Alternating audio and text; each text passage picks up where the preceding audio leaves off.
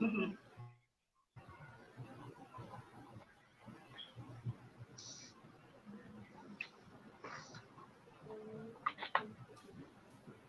Boa noite. Boa noite.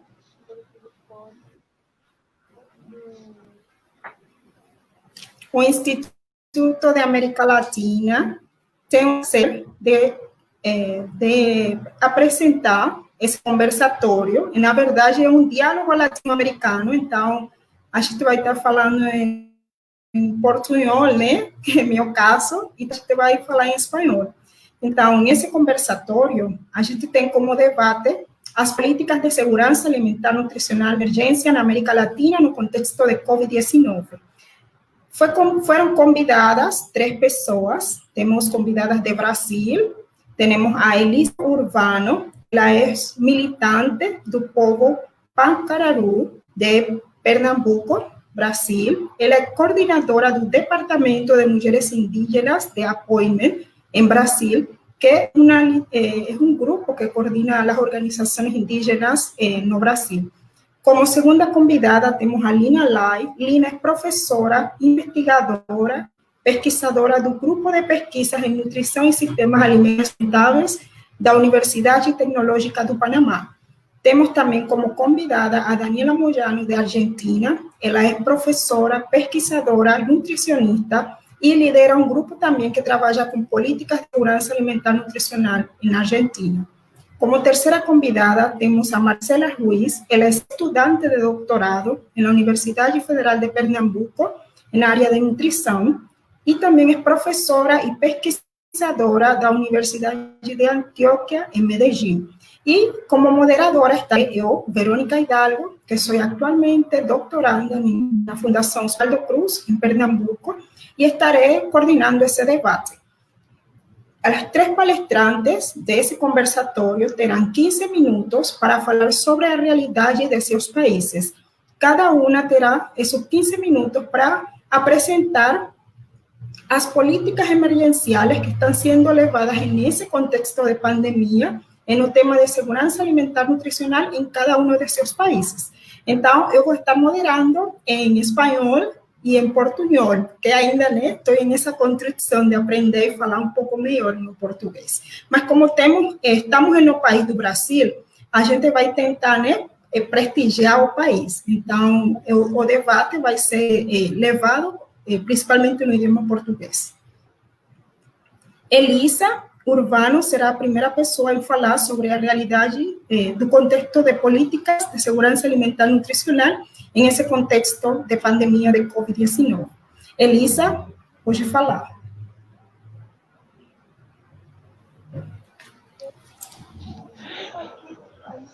Boa noite, eu sou Elisa Urbano Ramos, sou uma mulher indígena do povo Pancararu, aqui no estado de Pernambuco. Nesse contexto de pandemia, em princípio, eu quero ressaltar que o Covid-19 é um elemento estranho à nossa cultura, um elemento diferente. No entanto, há um contexto histórico em que as epidemias chegam aos nossos territórios, nos territórios indígenas, desde a chegada do colonizador invasor nos nossos territórios. No entanto, na atual conjuntura política, a pandemia não é uma única pandemia, e sim, atrelada a ela, vem outros problemas, outras pandemias. Por exemplo, o racismo, a negação e a violação de direitos. Então, a nossa população indígena, os nossos povos indígenas, na sua diversidade, tem uma relação muito forte com o território. Então, para além da extensão geográfica da terra, nós temos uma relação com o território enquanto espaço de morada dos nossos antepassados, das nossas histórias, das nossas árvores, dos nossos rios, águas, pedras, serras, enfim, todos os elementos naturais. Há uma relação de vivência com os povos indígenas. Dos povos indígenas, uma relação de convivência dos povos indígenas com a mãe natureza. E aí, nós temos que tratar de políticas de segurança alimentar. Não dá para falar de segurança alimentar sem falar dos sistemas, né? Então, os nossos povos, na sua origem, têm os seus sistemas de saúde, os seus sistemas de convivência, os seus sistemas de educação e, obviamente, o sistema de segurança alimentar. Então, um sistema de educação que também é invadido por uma série de alimentos estranhos que não nos pertencem, mas, no entanto, passa a fazer parte do nosso dia a dia, do nosso cotidiano. E aí, nesse momento de pandemia, em que os nossos indígenas têm as suas formas de sustentabilidade. Então, no momento em que temos que entrar em um isolamento social, em um distanciamento do que faz parte do nosso trabalho, né? Então, culturalmente, nós trabalhamos com a agricultura. No entanto, nesse momento em que não podemos nos comover, né? Não podemos ir aos nossos roçados, não é que somos proibidos de ir aos nossos roçados, mas a questão não é apenas ir e voltar, mas uma série de elementos que estão atrelados a essa segurança alimentar. E, ao mesmo tempo que vamos garantir essa nossa segurança alimentar, seja ela nos nossos territórios, seja ela saindo à cidade para adquirir esses alimentos, nós estamos colocando em risco as nossas vidas, a nossa saúde, né? Então, todas as problemáticas estão atreladas umas às outras. No momento que nós não podemos sair, né, para garantir a nossa alimentação, isso vai tornando difícil a sustentabilidade, essa sustentabilidade. E, ao mesmo tempo que a gente busque essa forma de sustentabilidade, nós estamos colocando em risco a nossa saúde num contexto em que as políticas públicas de saúde não são satisfatórias para atender o nosso povo. Então, o contexto da Covid-19, a conjuntura atual no país, ela dificulta a nossa forma de convivência, a nossa forma de vida, o nosso jeito culturalmente de ser, né? E aí, o meu lugar de fala, eu estou falando do meu território, o povo Pancararu. No entanto, nós sabemos de notícia dos nossos parentes de norte a sul do país, né? Então, há situações, por exemplo, no norte, que é bem pior do que as nossas, né? Nossa, aqui no Nordeste, embora aqui tenha um quantitativo de pessoas já contaminadas e, consequentemente, essa contaminação dificulta outras atividades que estão presentes no dia a dia dessas pessoas. No entanto, vamos pensar nos nossos parentes do norte, do sudeste, onde um quantitativo bem maior que a média nacional de óbito e de casos de contaminação, por exemplo. Então, a conjuntura da Covid-19 não está isolada da problemática da segurança alimentar. Seja essa segurança alimentar aquela que nos foi ensinada e deixada pelos nossos antepassados, seja a própria alimentação que é adquirida fora do contexto das nossas aldeias. são conjunturas que não estão isoladas, elas estão atreladas umas às outras. Não dá para falar de saúde sem falar de alimentação e vice-versa, né? E não dá para pensar nessa nossa alimentação sem falar do nosso alimento sagrado, dos alimentos que fazem parte dos nossos rituais sagrados, que fazem parte da nossa medicina tradicional também. Obrigada.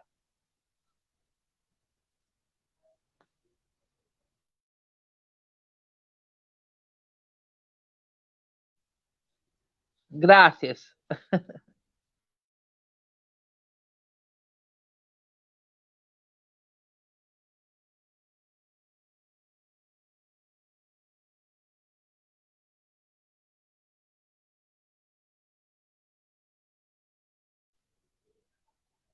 Não estou ouvindo.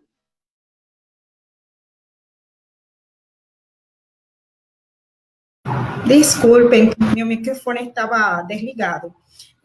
Sí, estaba falando que Lisa, ela também é parte da academia, forma parte do mestrado em antropologia, só que o lugar de fala dela vem desse lugar de fala da militância, da luta do povo indígena Pancararu, e por isso que ela forma parte desse conversatório, porque a gente também tem que ter e dar essa visibilidade e esse lugar de fala às pessoas que estão dentro dos movimentos sociais e que convivem diretamente com a terra, com essa segurança alimentar nutricional e luta por essa soberania alimentar. Seguidamente, vou falar agora em espanhol, porque vou apresentar a próxima palestrante de Panamá. Lina Lai é professora, como mencionei, e ela vai falar um pouco sobre as políticas que estão sendo llevadas a cabo en Panamá en este contexto de pandemia, esas políticas de seguridad alimentaria nutricional. Lina, tienes la palabra. Ok, buenas tardes a todos. Me permiten, voy a compartir la pantalla. Se me informan si lo pueden ver. En este preciso momento voy a hablar brevemente sobre el tema de seguridad alimentaria nutricional en Panamá. Agradezco la invitación al Instituto de Estudios de América Latina, a Verónica y a todos los integrantes del grupo. Comenzamos con una descripción general en donde la población en Panamá se estima que son de 4 millones, con una densidad de población de 42 habitantes por kilómetro cuadrado. En la gráfica que se muestra a continuación, vemos que en el Instituto Nacional de Estadística y Censo se vio cómo se ven los cambios en la actividad económica según la encuesta del mercado laboral desde el 2004 a 2009. Donde vemos que hay un incremento o se mantiene el mismo orden, tanto en el sector primario, el sector secundario, y hay un incremento en el sector terciario. Yo deseo abarcar cómo está la situación desde las 4 dimensiones de la seguridad alimentaria, empezando con la dimensión de disponibilidad. Por ejemplo, la disponibilidad según la FAO, según la Plataforma de Seguridad Alimentaria Nutricional del 2015, es la influencia de la calidad alimentaria en la condición nutricional de los individuos y su salud. Esto tiene más que todo relación con la higiene, saneamiento, calidad e inocuidad de los alimentos. Aquí mostramos, según la plataforma del 2015, las diferentes estadísticas que incluye lo que es la disponibilidad alimentaria, en el cual se puede destacar que la evolución del Producto Interno Bruto Agrícola tuvo una disminución entre el 2018 en los años siguientes y ha seguido un incremento. Asimismo, la tasa de crecimiento promedio de valor agrícola, a diferencia de los años 90, era de 5.7 y vemos que en los años 2010-2018 es de 0.7. También es importante destacar la disponibilidad calórica, donde el 42.1% va enfocado en los cereales. Esto es para que veamos un poco la dimensión en cuanto a disponibilidad. Ahora pasando a la dimensión de acceso, tiene que ver más que todo con la condición, más que todo accesible a los alimentos, donde se destaca estadísticas de pobreza multidimensional que fueron realizados entre el Ministerio de Comercio e Industrias y el Ministerio de Desarrollo Social. Vemos cómo es la variedad o el índice de cada uno de los indicadores de acuerdo a la provincia y cómo vería. Asimismo, en el índice de desarrollo humano del país en el año 2018 fue alto, según las Naciones Unidas, con un 0.79. Y el índice de Gini fue de 49.2, según el Banco Mundial, en el año 2020. Que esto da como resultado la significancia de que tienes buenas condiciones de vida para sus habitantes. Quise compartir este dato que es relacionado al ranking según en orden ascendente de los indicadores de contribución porcentual del estudio elaborado por la Dirección de Análisis Económicas y Social del Ministerio de Economía y Finanzas, donde vemos y destacamos que el punto en relación a agua se ve principalmente en las comarcas en Verá, en el área de Colón, en el área de Panamá Oeste, Chiriquí y también en el área de Panamá Centro, por la mejora del agua, donde sabemos que es uno de los nutrientes principales para asegurar la seguridad alimentaria nutricional.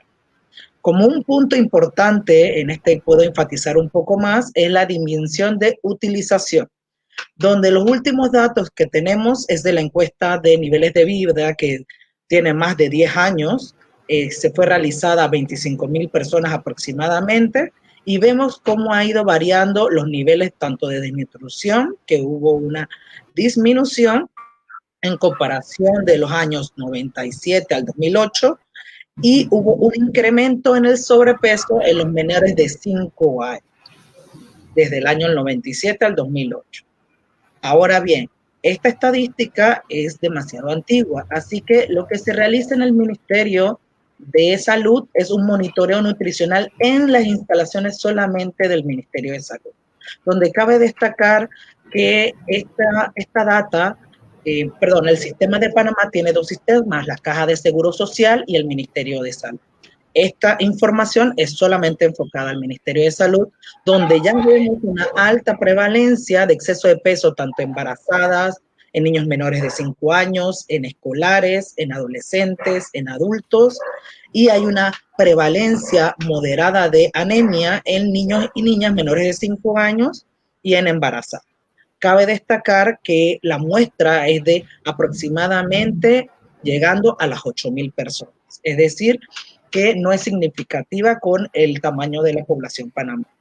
Sin embargo, el Ministerio de la Presidencia elaboró un censo de salud preventiva en el cual se evaluaba lo que es el estado nutricional y las enfermedades crónicas no transmisibles a través del primer censo de salud preventiva. Esto fue realizado en el 2018, donde vemos que hay una cifra aproximada preliminar de 921,000 personas, y aquí vemos los porcentajes altos de enfermedades crónicas no transmisibles de morbilidad detectadas en la jornada. Se hicieron un total de 340 jornadas en las 10 provincias y 2 comarcas indígenas que cuenta Panamá. Aquí vemos las diferentes estadísticas, no quiero abordarlo con mucha información, sin embargo vemos que en hipertensión tenemos casi el 60% en las provincias de Colón, seguido de Chiriquí con 44 y Panamá Norte con 40. El porcentaje de dislipidemia la encabeza lo que es igual la provincia de Colón, seguido, imagínense, de la comarca Gunayala. Es decir, que ya estamos viendo este tipo de enfermedades crónicas no transmisibles en comarcas indígenas. Asimismo, en diabetes mellitus vemos que el 29.3% lo encabeza la provincia de Colón, y obesidad está encabezado tanto por Panamá Norte, comarca Nové Buglé y Colón, con estas estadísticas del 2018. Ahora bien, esto es en caso de morbilidad. En el caso de las primeras causas de muertes en el país, están destacados los que son enfermedades crónicas no transmisibles, enfermedades isquémicas del corazón, encabeza lo que son los tumores, enfermedades cerebrovasculares, diabetes mellitus, enfermedades hipertensivas. Es decir, que existe una alta tasa de muerte a causa de las enfermedades crónicas no transmisibles. Y como última dimensión es la estabilidad, donde más que todo es la relación y la capacidad de reacción del país ante imprevistos, crisis económicos, sociales, catástrofes naturales, como es el caso de la pandemia. Esto es antes, para tener una estadística anterior, que es proveída por la Plataforma de Seguridad Alimentaria de la FAO, donde vemos que nosotros no tenemos muchos eventos de gran magnitud en cuanto a daños y afectados. Por ejemplo, los principales son inundación y sequía. Importante también saber que este dato sobre el valor de la importación y de la exportación en la República y cómo ha ido cambiando en los años desde el 2014 al 2018, donde tenemos altos valores en millones de importación, sin embargo muy bajos en cuanto a exportación. Eso afecta enormemente el balance comercial alimentario, que consiste entre el valor de las exportaciones y las importaciones agrícolas. Y hay una diferencia en los diferentes países de América Latina y el Caribe. Aquí en una publicación realizada por el CEPAL y FAO, que es reciente, del 16 de junio de este año, muestra que la situación en Panamá está en un punto intermedio y que debemos tener mucho cuidado en cuanto a balancear el término de exportaciones e importaciones. Ahora deseo compartir más que todo brevemente las políticas que están haciendo actualmente Panamá en cuanto a manejar este panorama que estamos viendo antes del COVID, en el cual se puede destacar que el Ministerio de Desarrollo Social, junto con la mesa, que es más que todo dirigida por el Ministerio de Desarrollo Agropecuario, informó a la FAO en una conferencia que fue llevada el 23 de abril de este año sobre sistemas alimentarios y protección social en el mundo rural en el COVID-19. Ellos mencionaron que existen 4 programas de protección social. Esto fue con la antigua ministra, Marcova Concepción, que mencionaba que existe el programa de red de oportunidades, población de adulto mayor sin seguridad social, en el cual se benefician 125,000 adultos mayores y personas con discapacidad severa. Asimismo, el bono de seguridad alimentaria. Actualmente, las medidas que ellos tomaron fue adelantar lo que fue el pago de septiembre para el mes de mayo y junio, para que no hubiera este tipo de contacto entre los diferentes individuos. De igual manera, por los altos costos de logística, ya que refieren que el 80% de los beneficiarios tienen lo que es la tarjeta para recibir el bono. Sin embargo, 20%, que son las poblaciones más vulnerables, que es más que todo las poblaciones en áreas rurales y áreas comarcales, ellos, el 20% no tienen acceso y deben brindarle el bono en efectivo. De igual manera, otro punto que se está elaborando es la distribución de bolsas de comidas en áreas rurales y comarcales con mayor nivel de pobreza multidimensional, donde se destaca 300 corregimientos de 679 con un programa que se llama el programa Colmena. Asimismo, ellos con el bono solidario, ellos lo que hacen es que a personas que habitan en áreas urbanas, más que todo cercanas o periurbanas, se les brinda lo que es un beneficio efectivo, que se hace una transferencia a banco. Esto se le da también para personas que han perdido su empleo o se han suspendido lo que son los contratos. Asimismo, hubo una reunión, la 6ª reunión, si mal no me equivoco, en la FAO, en el cual habló la ministra de Educación, donde mencionaba cómo se manejaba lo que es la alimentación escolar.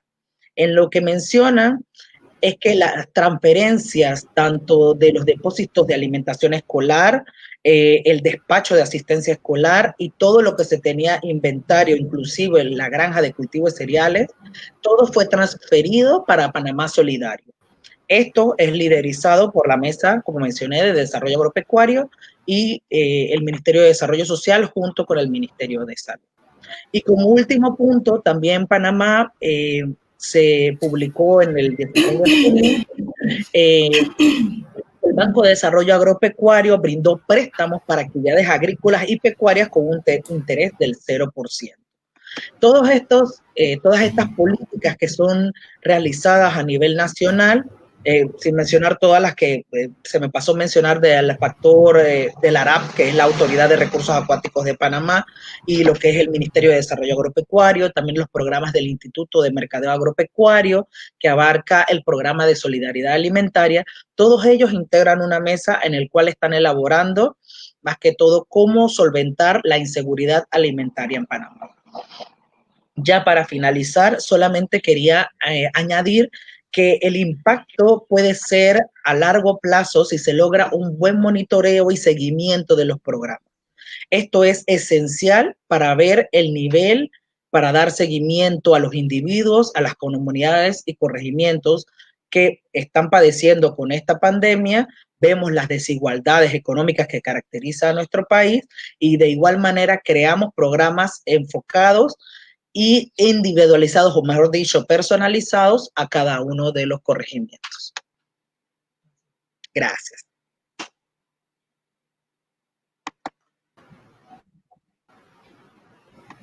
Gracias, Lina, por tu participación. La verdad es que un contexto que viene pues, de la región de América Central y es importante pues, tener en cuenta estas informaciones y estas políticas que están siendo pues, llevadas en el país. Continuando con la participante, es Marcela de Colombia, como mencioné. Ella es profesora e investigadora y actualmente está haciendo un Pernambuco en nutrición. Solamente para informarles que América Latina y el Caribe producen alimentos en cantidades suficientes para satisfacer las necesidades de todos sus habitantes. El problema central de América Latina, principalmente en nuestra región con el hambre y la desnutrición, va más que todo ligada al acceso a esos alimentos. Vamos a continuar entonces con Marcela Ruiz. Hola. Buenas tardes, muchas gracias por la invitación. Eu vou tratar de falar em portunhol. Eu sou nutricionista da Colômbia, eu quero apresentar para vocês um panorama muito rápido de cuáles han sido las estrategias del gobierno colombiano para la atención de la pandemia. Quiero compartir con ustedes una presentación muy corta, que reúne algunos elementos. Muy bien. Bueno, entonces, la presentación está en portugués para que me puedan entender. En primer lugar, este mapa que muestra los países que estamos reunidos en esta conversación de la tarde de hoy y cuál es Colombia, que está aquí. Limitamos con Panamá y limitamos con Brasil. Tenemos una ubicación pues interesante en Sudamérica. Colombia tiene 50 millones de habitantes, de los cuales el 77% está morando en las ciudades grandes y pequeñas y el 23% está ubicado en la zona rural del país. El sistema de salud de Colombia, el sistema general de seguridad social de salud en Colombia, está dividido en dos clases. El sistema de salud privado, que es en el que las personas que tienen un empleo formal cotizan mensualmente a ese sistema de salud, que tiene una cobertura del 52% de la población, y un sistema de salud público que es el que es subsidiado por el gobierno, y ahí el resto de la población está ubicada. Sin embargo, la cobertura en salud del país todavía no es del 100%, apenas vamos en el 95% de la población. Me parece interesante compartir con ustedes ese dato porque en esta situación de la pandemia, pues es muy importante conocer dónde pueden ser atendidas las personas cuando se enferman. Bueno, y comparto con ustedes estos datos sobre la inseguridad alimentaria del país. Los datos más recientes son del año 2015, de la última encuesta nacional de la situación nutricional, y ahí podemos observar, aquí están en verde, en azul, los datos del año 2010, y en verde están los datos del año 2015. Entonces, para ese año, el 54% de la población presentaba algún nivel de inseguridad alimentaria.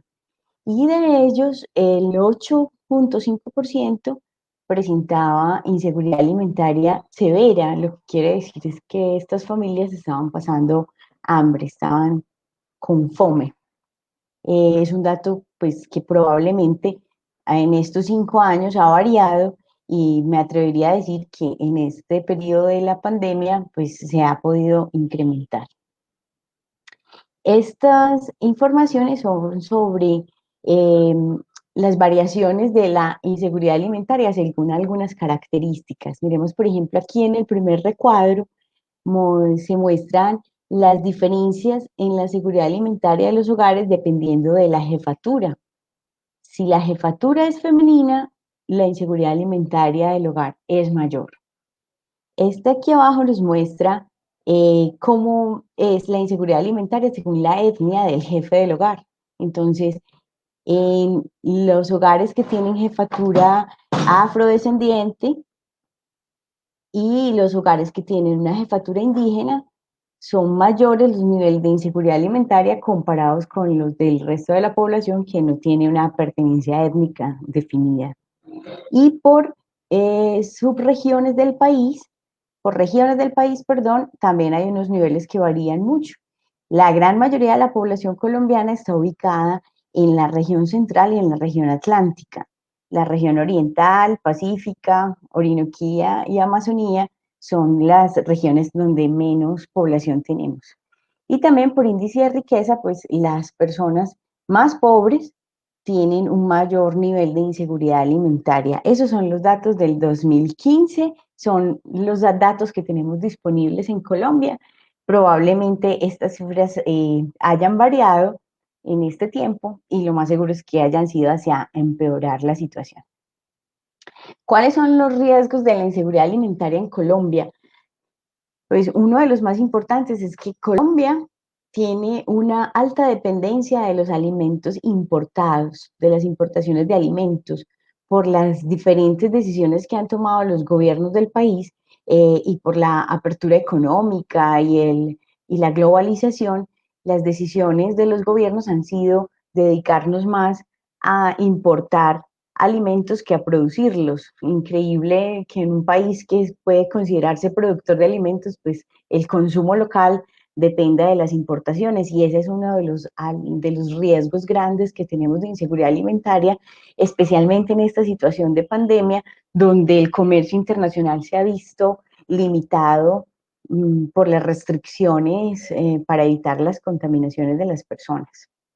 Otro de los riesgos grandes que tenemos de inseguridad alimentaria son las largas cadenas de abastecimiento y el recorrido tan grande que tienen que dar los alimentos para llegar a la mesa de los consumidores.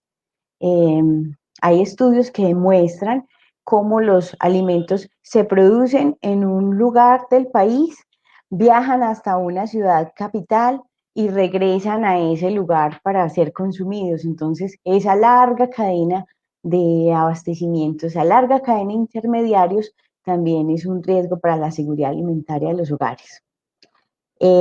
La falta de carreteras, de vías para la comercialización de los alimentos dentro del país. Tenemos regiones del país donde el recorrido, el transporte por tierra es muy difícil por la dificultad de las carreteras que no existen en algunos lugares. Tenemos una estructura insuficiente para procesar los alimentos al nivel local donde se producen, ¿cierto? Al nivel de los pequeños productores.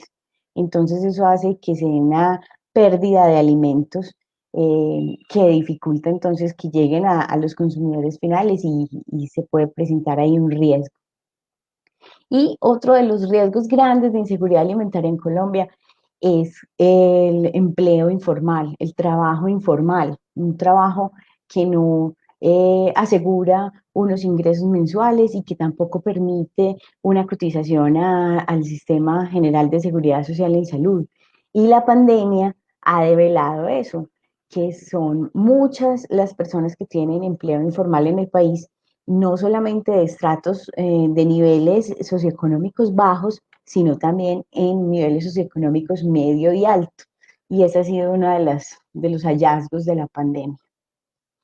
Bueno, esta imagen que les comparto aquí es el reporte que hace el Ministerio de Salud Nacional, eh, lo hace diariamente sobre los casos de coronavirus encontrados en el país. Este es el de ayer, de onte, de ontem, y podemos ver que en Colombia, entonces, al día de ayer teníamos 80.599 casos, de los cuales 44.460 están activos y ya hay una cifra importante de recuperados. Y tenemos también, pues, una cifra muy importante también de personas que han fallecido por esta situación.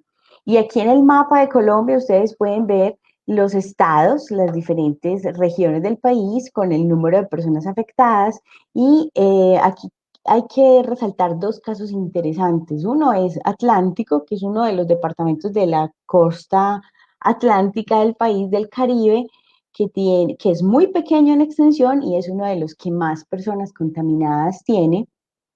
Y también, pues, Amazonas, que es nuestro estado fronterizo con Brasil, que también tenemos un alto número de personas allí que se han contaminado y también de personas que han fallecido por esta situación y es uno de los departamentos que menos habitantes tiene. Entonces, también es importante pues como reconocer esa situación. ¿Y qué ha hecho el gobierno para enfrentar la pandemia? Entonces, ha elaborado una serie de medidas y de decretos para enfrentarla.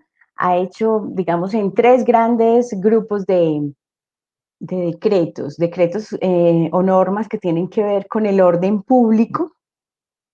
De esas ha sacado 15 normas.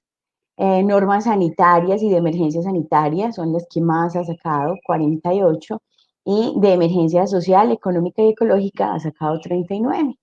Entonces, las medidas del gobierno empezaron desde el 10 de marzo de este año y en el 12 de marzo, 2 días después, hizo la declaratoria de emergencia sanitaria, que es la que autoriza que el presidente del país haga toda esta clase de normas. Y una de las medidas, pues como la más impactante en todos los sentidos que ha establecido el gobierno, es la medida del isolamiento social obligatorio o el aislamiento social.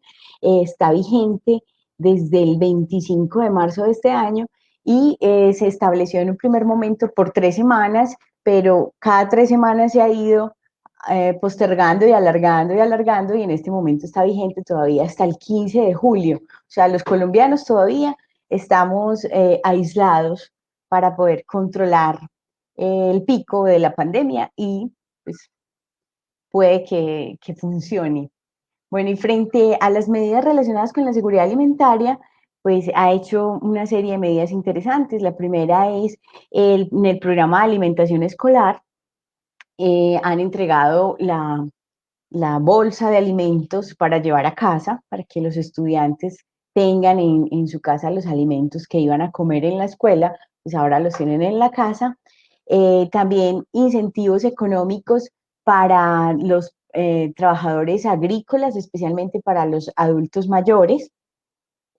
También ha establecido medidas para evitar la especulación con los precios de los alimentos, específicamente de los alimentos prioritarios. Y también una serie de programas donde hay transferencias monetarias, entonces a los programas existentes, pues un auxilio emergencial por la pandemia. Y también un programa nuevo, que es el de renta solidaria o ingreso solidario para las personas que perdieron el empleo debido a la crisis que se ha generado por la pandemia al cerrar, al limitar el movimiento de las personas, pues también se ha visto afectadas muchas empresas que han tenido que cerrar. Entonces el gobierno está dando un auxilio emergencial para estas personas que pierden el empleo. También un programa de paquetes de alimentos, de entrega de cestas básicas y kit de limpieza para personas de comunidades étnicas, de población LGTBI y de población vulnerable en general. Pues los beneficiarios son muchos, el gobierno presenta cifras de más de 9 millones de personas beneficiadas con estos programas en lo que va de la epidemia. Una de las cosas más importantes que yo creo que en todos los países se ha visto es esa ola de generosidad y de solidaridad de parte de todas las personas para enfrentar la pandemia. Y en Colombia, pues hay buenos ejemplos y aquí cito algunas páginas web que podrían visitar para que conozcan sobre lo que se está haciendo en el país en este asunto de la solidaridad. En mi opinión, estas medidas, sobre todo la medida del aislamiento social, ha servido para controlar la propagación de la epidemia. Se ha ido postergando el pico de contagios y eso ha sido bueno para el sistema de salud colombiano poderse preparar para atender a las personas que se lleguen a enfermar. Pero ese aislamiento y todas estas medidas también han develado una cantidad de personas vulnerables, muchas más de las que aparecían en las estadísticas del gobierno anteriormente. Eh, Estas estrategias también han servido para que los colombianos tomemos conciencia frente a cuál es nuestra posición con la seguridad alimentaria y con la soberanía alimentaria del país. También las personas están más preocupadas por el consumo de alimentos limpios que no tengan agrotóxicos y también de alguna manera se ha movilizado mucho el consumo local, el consumo de los pequeños productores y de los agricultores cercanos. Entonces, personalmente siento que hay un cambio en esa situación. Hay algunas medidas del gobierno que no son adecuadas, como por ejemplo un decreto que permite la importación de alimentos sin impuestos. Eso afecta a los productores nacionales. Entonces esa es una medida pues que la Corte Constitucional tendrá que evaluar en sus impactos. Y una cosa importante, yo considero que la reactivación económica del país, y no solamente de Colombia, sino en general de todos los países, debe estar centrada en la agricultura, en la producción de alimentos, centrada en el campo para volver otra vez a recuperar la economía del país.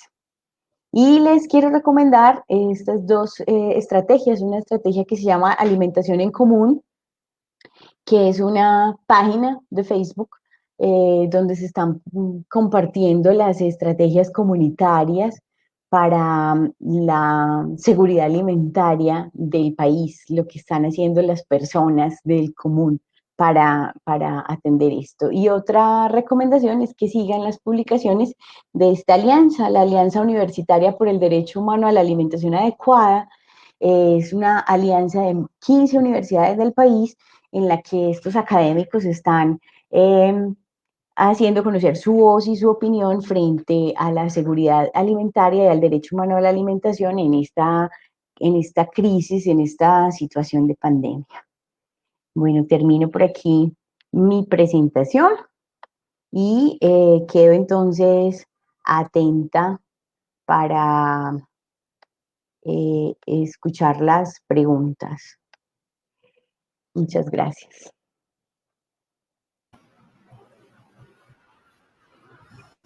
Gracias, Marcela, por tu participación. La verdad, interesante conocer las políticas en seguridad alimentaria y nutricional que están siendo tomadas en Colombia. Y pues, como tú lo mencionaste, la pandemia solamente vino a revelar una situación de desigualdad y vulnerabilidad que ya existían en nuestros países y que se agrava con esta situación de la pandemia. Continuando con este conversatorio, tenemos a Daniela Moyano, como les mencioné, ella es de Argentina, es profesora, investigadora y tiene vasto conocimiento en el área de políticas públicas relacionadas a seguridad alimentaria y nutricional. Daniela. Bueno, ¿cómo están? Hola a todos y todas, los saludo desde Argentina, así que bueno, muchas gracias por la invitación y la verdad que es un gusto formar parte de este espacio virtual, pero bueno, muy fraterno junto a las compañeras, así que bueno, un poco contarles en la línea de lo que ya vinieron contando y las experiencias de los otros países de América Latina y el Caribe. Como sabemos, en el último panorama de seguridad alimentaria y nutricional publicado por la FAO, sabemos que la realidad epidemiológica nutricional en los países de América Latina y el Caribe está caracterizada por esta doble carga de malnutrición, que si bien muchos la conocemos, pero sigue siendo el dato duro que refleja o que es la foto de múltiples determinantes sociales e inequidades en nutrición que se ven plasmados en indicadores cada vez más complejos. Esto lleva a pensar y a plantear que el problema alimentario nutricional tiene que ver con un problema multifactorial y complejo, y esta doble carga de malnutrición plantea desafíos sanitarios y epidemiológicos cada vez mayores. En esa línea, Argentina no escapa de esta realidad, donde, bueno, nuestra última encuesta nacional de nutrición y salud, que se realizó en el 2018-2019, plantea este escenario caracterizado por un exceso de peso, con indicadores bastante alarmantes en cuanto a lo que es el exceso de peso en niños menores de 5 años. Se plasma en un sobrepeso de más de 13% y más de un 7% en obesidad, frente a un indicador bastante duro, que es la baja talla, que sigue manteniéndose en valores en las últimas décadas de casi el 8%, y estos valores no se mueven. La realidad también es que los niños, niñas y adolescentes de 5 a 17 años también presentan este fenómeno de doble carga de malnutrición, y el exceso de peso se está plasmando en un porcentaje mayor a 41%, y esta tendencia también se plantea en los adultos, en la encuesta nacional de factores de riesgo, y bueno, y seguimos pensando en un contexto epidemiológico complejo, ¿no? Entonces, en ese contexto, y aparte de múltiples inequidades aún no resueltas, lleva a plantear que la pandemia viene a atravesarnos y a plantearnos desafíos mayores. Un poco en la línea de lo que contaban algunas de las colegas que charlaron antes, es un poco eso. En ese contexto complejo, la emergencia sanitaria se puede plasmar en una emergencia de seguridad alimentaria y nutricional. Si bien Argentina no depende en cuanto a lo que es su producción y disponibilidad de alimentos, produce en cantidades suficientes, existe un problema muy importante en el acceso a una alimentación saludable. Esto se ve plasmado en que, bueno, está vinculado íntimamente con el nivel adquisitivo y con la capacidad de poder adquirir alimentos, y esta pandemia llevó a, por todas estas medidas de distanciamiento social y preventivas con respecto al COVID, a poner en jaque de alguna manera lo que es el acceso a alimentos por la precarización laboral, por la discontinuidad del trabajo, y donde se puso en relieve también múltiples determinantes sociales y problemas estructurales que existen, y creo que en América Latina y en Argentina, como es los problemas de vivienda, los problemas de acceso al agua potable, a un empleo formal, a múltiples barreras que se presentan en cuanto al acceso al sistema de salud, que obviamente en el contexto de pandemia se visibilizaron mucho más, ¿no? Entonces, aún hoy hay múltiples determinantes íntimamente vinculados con el derecho a la alimentación. Un poco en esta línea, este contexto complejo se plantea, el COVID vino a visibilizarlo aún más, y más allá de que, bueno, existen hoy múltiples políticas que está llevando adelante Argentina con respecto a la protección social frente al COVID. Una de ellas es una de varias, tiene que ver con reforzar las políticas de protección social en políticas que ya venían en marcha, como es la asignación universal por hijo, la asignación universal por embarazo. Se reforzaron también bonos a algunos grupos específicos, como jubilados, pensionados, personas con discapacidad. También se reforzó la estrategia de la tarjeta alimentar, que forma parte del Plan Nacional de Argentina contra el Hambre. Y en el contexto de pandemia se generó una nueva política pública denominada IFE, que tiene que ver con ingresos familiar de emergencia, y que consiste, ya lleva un segundo pago generado desde que comenzó el confinamiento en Argentina, y se está pensando en un tercer pago en cuanto a lo que es este IFE a familias que tienen personas en precariedad laboral, monotributistas, independientes. Así que bueno, más allá de algunas políticas de contingencia, el problema es importante. Obviamente el distanciamiento social y obligatorio llevó a poner en riesgo a muchos grupos, y más que todo a los de mayor vulnerabilidad social, y bueno, y claramente se ve plasmado y impacta negativamente la seguridad alimentaria y nutricional, no solo a corto plazo, sino también todo lo que puede generarse a largo plazo. Así que bueno, ese es un poco del contexto de Argentina, y además, bueno, un poco mirando hacia adelante y qué desafío nos plantea esta pandemia y cómo podemos generar una mirada optimista frente al contexto más complejo, y tiene que ver un poco relacionado con seguir fortaleciendo las políticas de protección social, tanto las que incluyen componente alimentario como las que están íntimamente vinculadas a la alimentación. Esto tiene que ver también con pensar estas políticas con un enfoque de género que muy importante, que tiene que ver con el rol de la mujer dentro del hogar, volver a reivindicar eso, volver a reivindicar sistemas de acceso a alimentos alternativos como proveniente de los productores locales, y volver a cortar estas cadenas entre el consumidor y el proveedor de alimentos. Creo que empieza a pensarse y a reconfigurarse de una manera diferente. Esto también plantea pensar nuevamente el derecho a la alimentación desde una mirada moral, ¿no? Y desde un enfoque de la ética. Claramente, bueno, muchos de los países de América Latina y del Caribe han avanzado en normativas, en marcos jurídicos normativos que puedan cuidar o puedan de alguna manera garantizar el derecho a la alimentación, pero sabemos que hay múltiples barreras que todavía tenemos que enfrentar en torno a esto, ¿no? Entonces, poner de nuevo en el debate el derecho a la alimentación y poder pensarlo desde la ética, y desde una ética que no solamente tiene que ver con la ética relacionada a la alimentación y a la salud, sino también una ética social y una ética ambiental. Así que un poco eso creo que es un aspecto importante a tener en cuenta mirando hacia el futuro.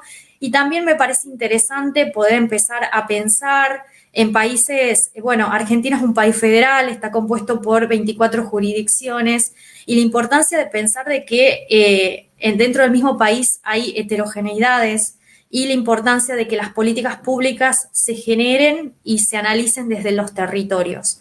Creo que eso también viene a poner en debate y en la mesa la necesidad de un acercamiento a lo que son los territorios y poder pensar las políticas alimentarias desde ese lugar. Así que bueno, un poco en esa línea creo que son, me parece que hay que mirar hacia ese lugar, ¿no? Y volver a poner en la mesa estos determinantes sociales, estructurales que aún hoy existen y que esta pandemia los ha profundizado y los ha visibilizado de alguna manera mucho más de lo que estaban visibilizados. Así que, bueno, creo que eso es todo, y la verdad que muchas gracias y muy contenta de compartir este espacio colectivo y poder compartir experiencias con todos y todas.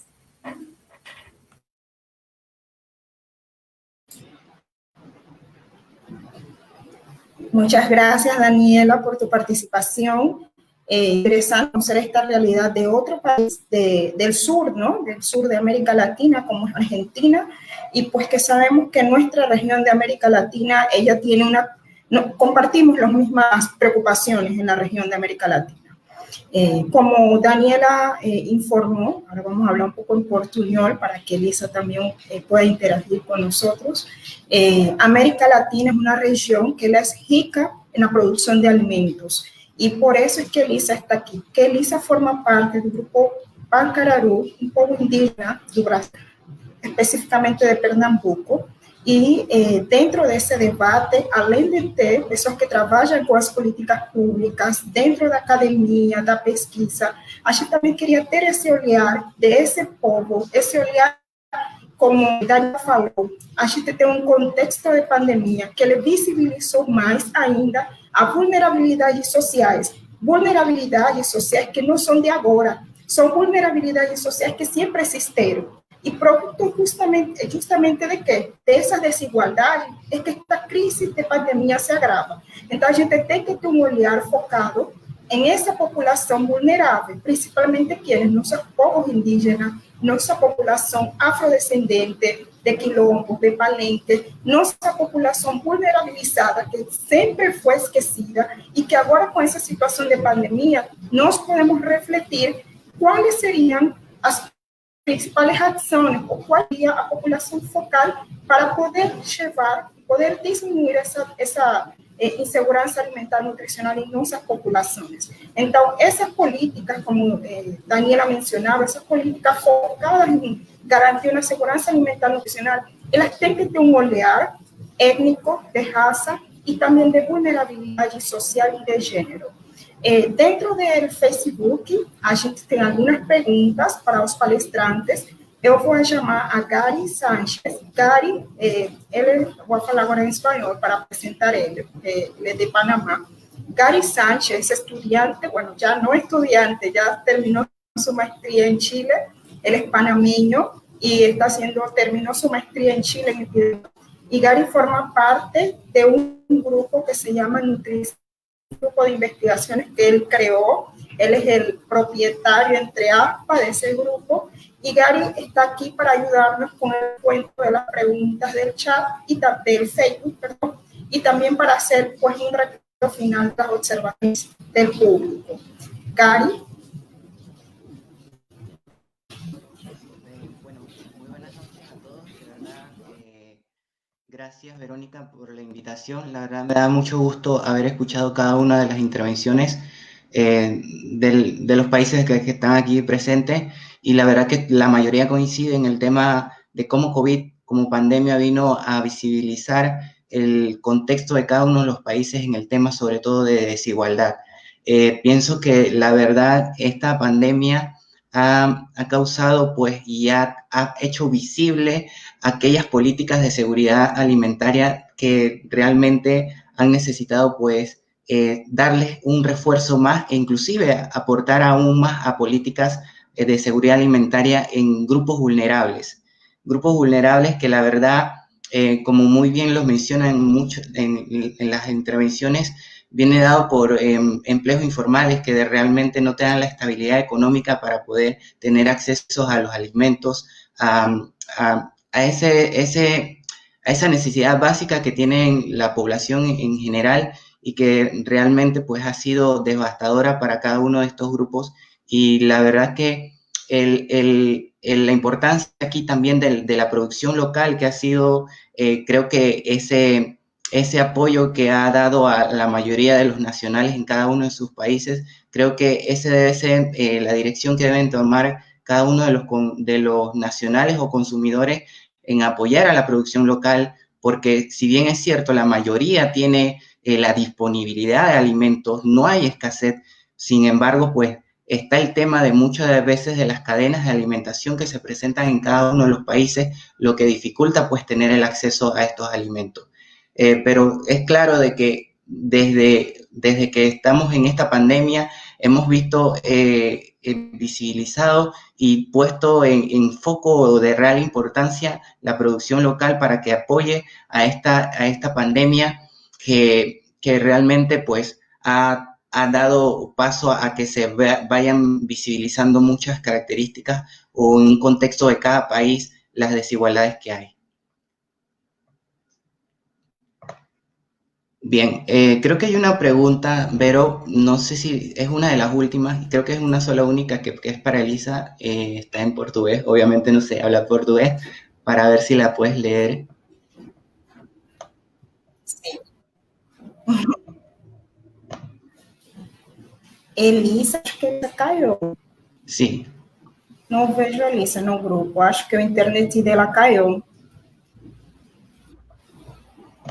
Porque Elisa está no território, ela se encontra na comunidade de Pancaruaru. E aqui em Recife está chovendo, então eu acredito que lá em Pancaruaru também está chovendo. Acho que daqui a pouco ela volta. Mas, por enquanto, acho que está voltando, Elisa. Sim, só um momento. Aqui está chovendo muito em Pernambuco, então cada vez que chove, ele cai. Acho que ela está voltando. Pronto, por enquanto, Elisa Voltou. Elisa, temos uma pergunta para você. Está me escutando? Está me escutando bem, Elisa? Dá para escutar? Acho que a Elisa não está escutando. Elisa, acho que ela não está escutando bem. Sim. Dá para escutar? Estou. Okay. Elisa, uma pessoa... Sim, dá para escutar. Elisa, uma pessoa pergunta para a senhora como funciona o acesso à terra no povo Pancararu, para atender a questões relacionadas à produção de alimentos. Qual é o papel das mulheres nesse processo de produção?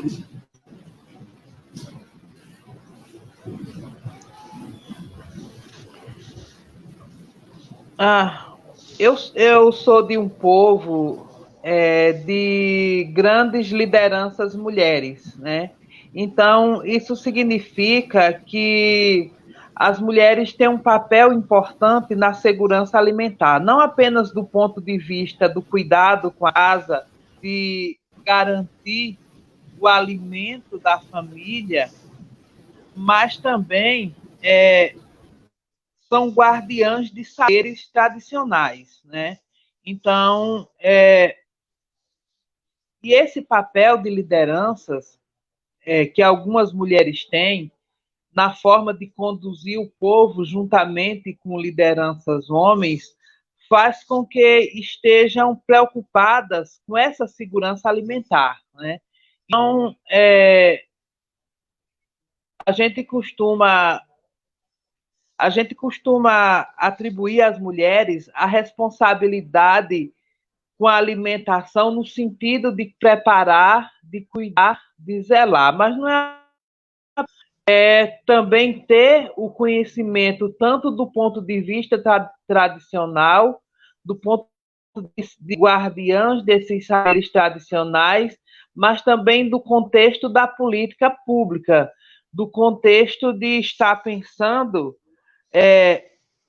tanto do ponto de vista das políticas de assistência social, de alimentação, mas também mas para além disso, né?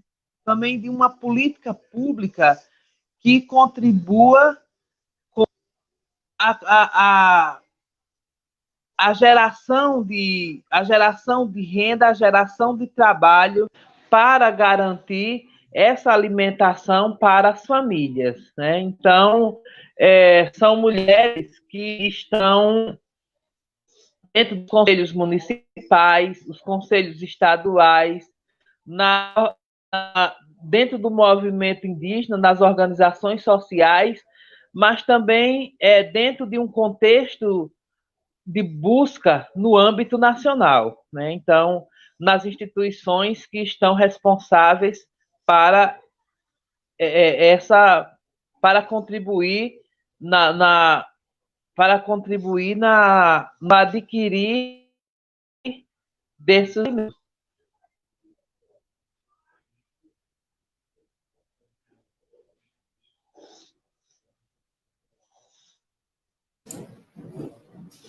Outra coisa, né, e aí eu falo não apenas das mulheres do povo Pancararu, mas algumas mulheres no estado de Pernambuco que estão na luta de direito, por exemplo, território. Então, a segurança alimentar, ela tem toda uma relação com o direito à terra, né? Então, o direito à terra da demarcação, homologação e posse dessa terra, mas também a garantia do respeito a esse território, né? Então, o respeito a esse território é estar junto com os demais membros de sua comunidade contra as invasões, contra a destruição de árvores, contra a poluição dos rios e outras.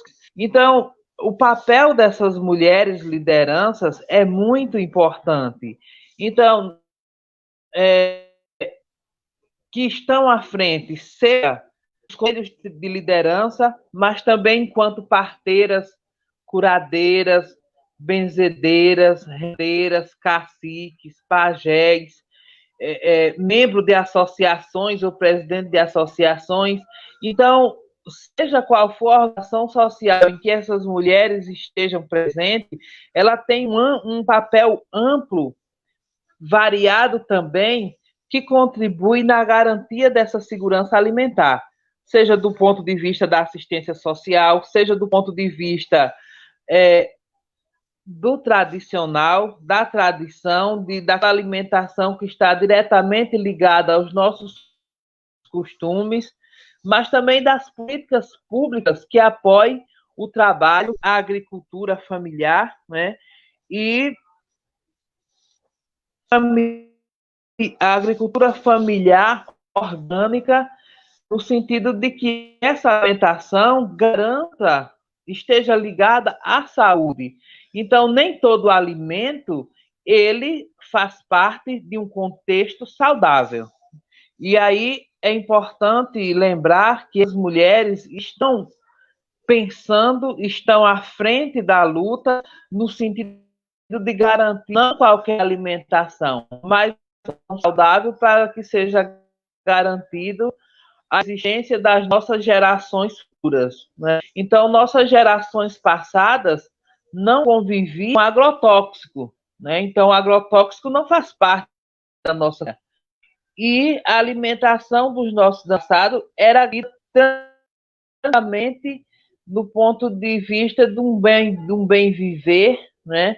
De um território saudável, em todos os sentidos, o corpo como o espírito. Então, a espiritualidade também faz parte dessa conjuntura em relação à alimentação. São ciclos, são sistemas, mas não são sistemas isolados, são sistemas que estão interligados. A Marcha das Mulheres Indígenas, a primeira Marcha das Mulheres Indígenas em Brasília, cujo tema era território, nosso corpo, nosso espírito. Então, tem toda uma relação corpo, espírito, território, de um coletivo, de uma cultura coletiva, de costumes coletivos, né? Então, não é apenas as pessoas que ali estão, mas uma relação com suas gerações passadas e futuras, né? Sua relação com os elementos da natureza, sua relação com o tempo, com a história. E as mulheres têm esse papel importante na condição de guardiãs desses saberes, né? De guardiãs desses ensinamentos e também de guardiãs detentoras e educadoras, né? Estão à frente do seu povo para educar as crianças e as pessoas. Então, as mulheres, nesse sentido, têm esse papel importante que termina se conjugando com esse ciclo que é a segurança alimentar. Toda uma rede toda uma rede de sistemas interligados.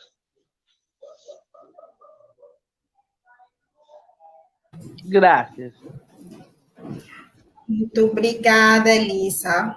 Na verdade, o que Elisa falou tem muita assim, repercussão também com as populações negras no Brasil e, acredito, também na América Latina, principalmente as comunidades quilombolas do Brasil, que levam também essa ancestralidade na alimentação, como a população indígena do Brasil. Esse contexto de segurança alimentar nutricional, ele também tem que estar ligado a nossas raízes, que Elisa falava, né? Não todo alimento é conseguido como um alimento saudável.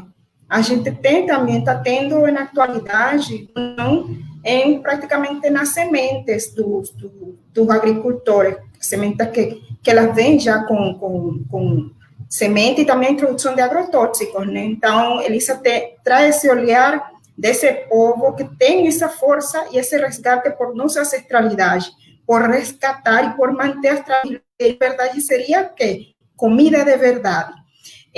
Temos outra pergunta às três palestrantes, para as palestrantes de Panamá, Colômbia e Argentina. Talvez em 5 minutos podemos tratar de responder, porque hay otras preguntas y ya nos estamos alargando un poquito. Sería iniciando con Lina, luego con Marcela y posteriormente con Daniela. La pregunta es la siguiente: en este contexto de pandemia, ¿cómo los pequeños agricultores están ven consiguiendo escoar? Ahora sí, ven consiguiendo escoar. No sé cuál es el significado de escoar en portugués, en español. Acho que la pregunta sería, en ese contexto de pandemia, ¿cómo los pequeños agricultores están consiguiendo producir? ¿Existe algún programa del gobierno en ese sentido? Creo que la pregunta va más ligado. Si alguna colega brasileña me ayuda con escoar, significado, agradezco.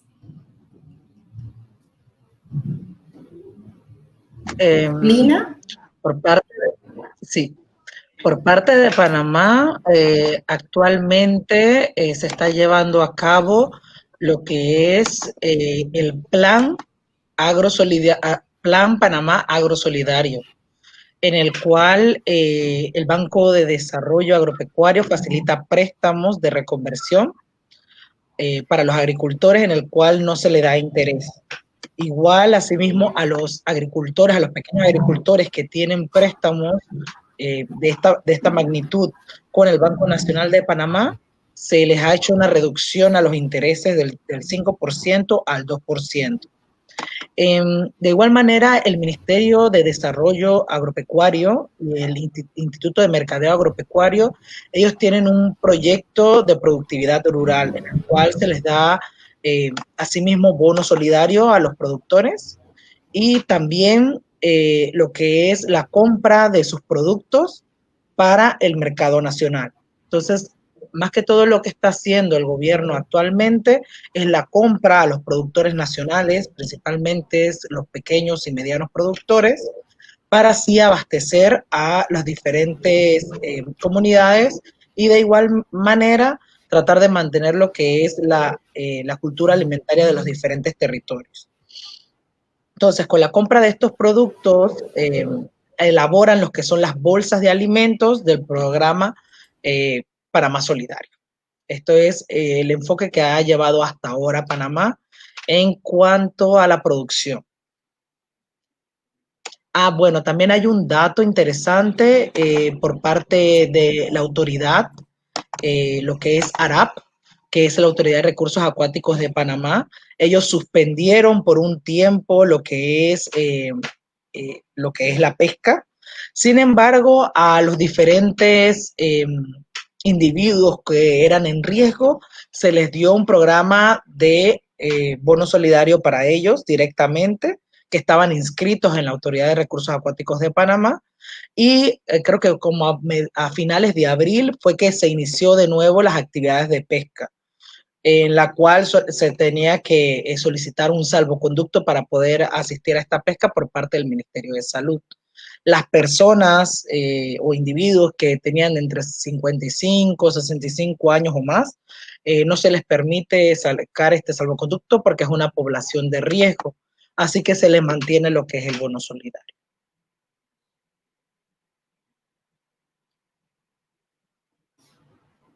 Gracias, Nina. Bueno, también creo que Marcela mencionó un poco sobre el tema de las políticas. No sé si Marcela quiere nuevamente tocar este tema, cómo los pequeños productores están consiguiendo mantener su producción. Me dijeron el término escoar, ¿no?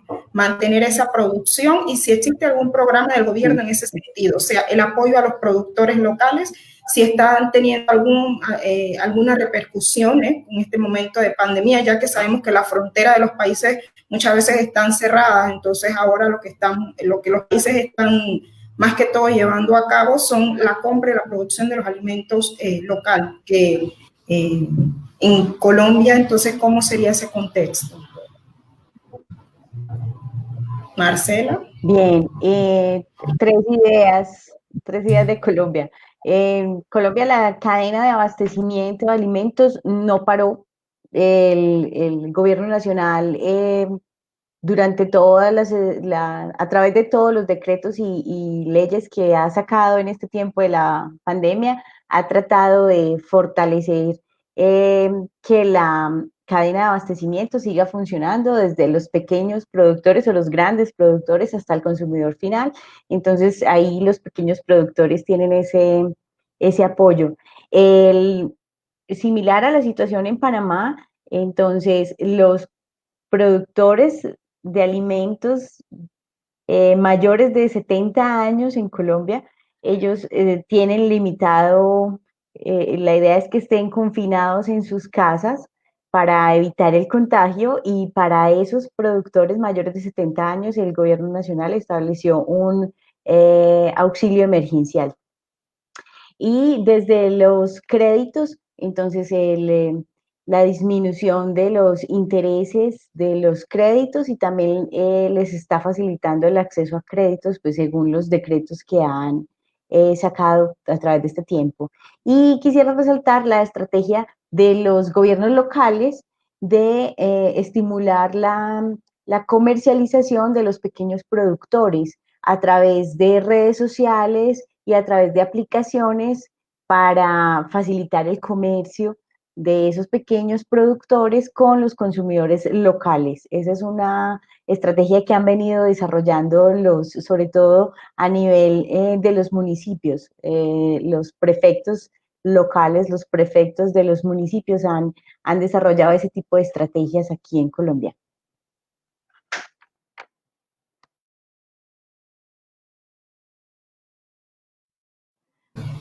Ok. Gracias. En Argentina, Daniela también mencionó un poco sobre ese tema.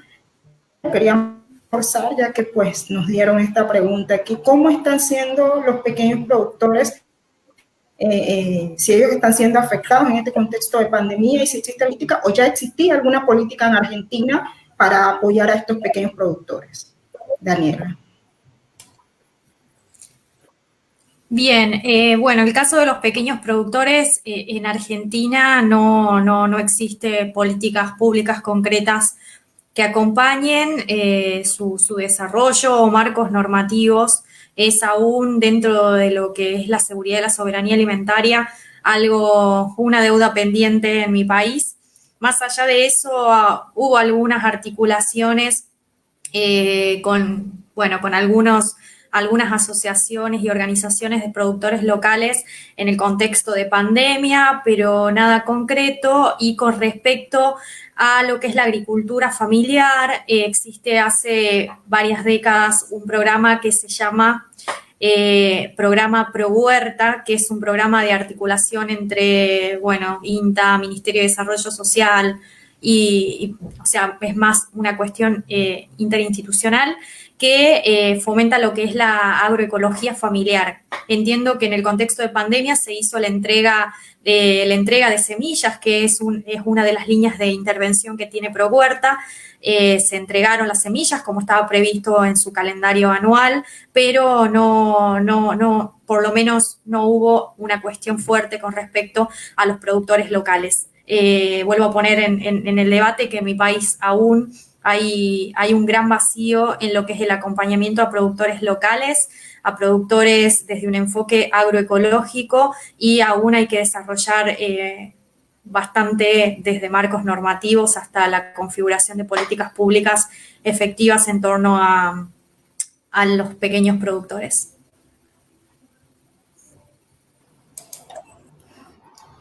Gracias, Daniela. Bueno, si no tenemos ninguna otra pregunta, pues ya vamos cerrando este conversatorio. Yo quería agradecer a todas las palestrantes que estuvieron en este conversatorio y también al apoyo técnico. Quiero agradecer a Lisa Urbano del Movimiento de Mujeres Indígenas, de los Pueblos Indígenas en Brasil, por sus aportes, a Lina Lai de Panamá, a Marcela Ruiz de Colombia, a Daniela, y todas se encuentran en sus casas, como es lo que realmente debemos estar haciendo, y aprovechando pues esta coyuntura, este lema mundial de salud pública, pues tenemos que sacar un poco de positividad y esa energía para poder establecer debates que puedan servir para el futuro, para la post-pandemia. Sabemos que la pandemia nos trajo un olear diferente de cuáles son los grupos vulnerables, situación que ya existía en nuestra América Latina y nuestros países. Este debate surge justo por eso, por nuestra región con situaciones y problemas de vulnerabilidad muy parecidos. Entonces, Elisa, muito obrigada por sua participação. Eu agradeço ao povo Paracararu por permitir-nos escutar a você e sua fala, essa fala que vem da ancestralidade e que é muito importante para nós. A gente que se encontra mais no lado da academia acha que sabe tudo, mas na verdade quem sabe são vocês, quienes cultivam, quienes estão com um contato direto com a natureza e com a terra, uma coisa que a gente ha perdido com o tempo. Então, eu agradeço muito também ao Instituto de Estudos de América Latina pela oportunidade. Eu cheguei no ano 2017 a Brasil, e uma das coisas que eu questionei quando cheguei no Instituto era essa carência de debates com pessoas latino-americanos hispanofalantes. E o Instituto de Estudos de América Latina, quando eu fiz esse questionamento, eles abriram as portas para que pessoas como eu tivessem essa oportunidade de poder debater sobre questões que atingem a nosso continente. Como vocês sabem, Brasil é praticamente um ele é um país de dimensão continental. Então, ele não pode estar aislado da América Latina hispano-falante e do Caribe. Então, por isso que nós fazemos estes debates e, assim, próximos debates também gostaríamos de contar com a participação de vocês. Muito obrigada e boa noite.